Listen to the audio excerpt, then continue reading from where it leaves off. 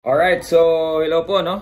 Magre-react lang po tayo dun sa video po ni Champ Jerwin Angkahas. Pwede nyo pong i-check of course sa Joven Sports. Meron din po sa kay Champ Jonas Sultan. Meron din kila Gio Santissima.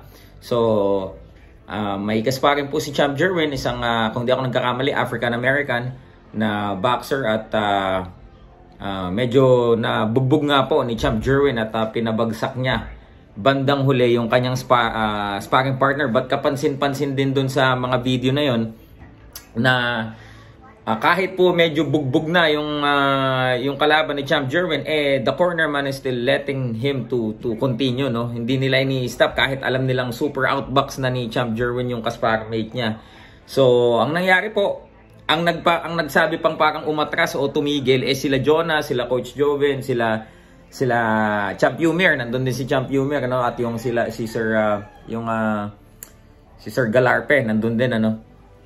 Ngayon mga kaibigan, umatras muna si Champ Jerwin, and then when he came back, binato niya yung overhand left, yung signature overhand left ni Champ Jerwin Angkahas na marami nang napatumba. Nandiyan sila Israel Gonzalez at Israel Gonzalez at yung mga iba pang tumumba sa left overhand ni Champ Jerwin Angkahas. So yun yung suntok na tumba talaga dito sa matangkad na African American.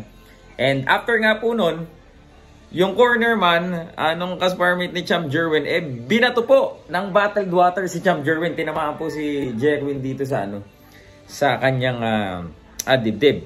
And immediately, siguro dala na din ng emosyon o pagkabigla, kasi kilala ko si Jerwin, never po napipikon yan eh. So, it is the first time that nakita kong parang ganun na talagang pumitik si Champ Jerwin Angkahas, kasi hindi nga naman talaga maganda yung ginawa nitong corner man unang-una. Kung hindi pala kaya nung kanilang fighter, dapat sila na mismong tumigil doon sa pinastop na nila yung sparring. Ganun naman eh.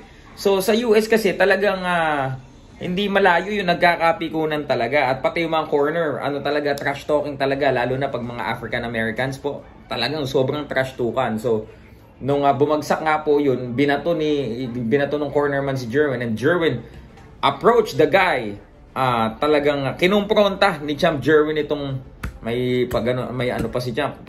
Talagang pa ng dibdib, no? Pinamp niya yung dibdib niya. And then, Coach Joven was quick na para awatin, palamigin yung sitwasyon. Nandun din si Champ Jonas Sultan and sila Sir Galarpe. Nandun din si Yumir, of course.